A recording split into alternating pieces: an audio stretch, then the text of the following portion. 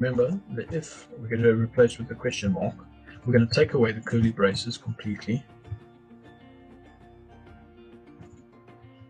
Yeah, by the else statement, we're going to change that to a colon.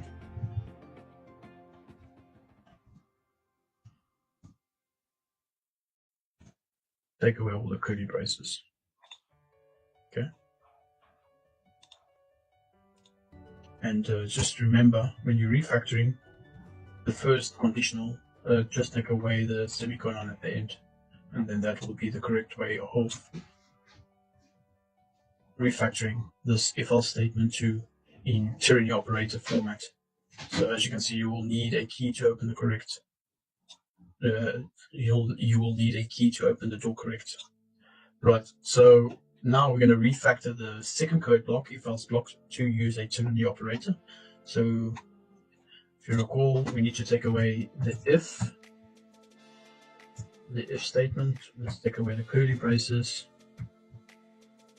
And then on the second line, just before the console.log, we're going to add the question mark. And then take away the curly braces, add colon. That replaces, take away the first semicolon on the first console.log, and that's exactly how it should be. And as you can see, we've refactored that correctly. On the third one, let's refactor that favorite phrase to tyranny operator. So take away the parentheses firstly. All the what they call it, extraneous brackets, something like that.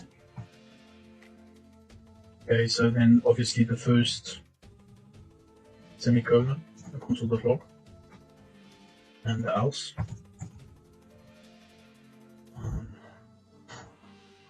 Take away the favorite phrase, the if statement, and then put a question mark right in front of the console.log, and then the second extraneous phrase, take that away as well. Then yeah, that should be fine. As you can see, that's correct. We've refactored the if-else statement to tyranny operator format. Right, so let's move on.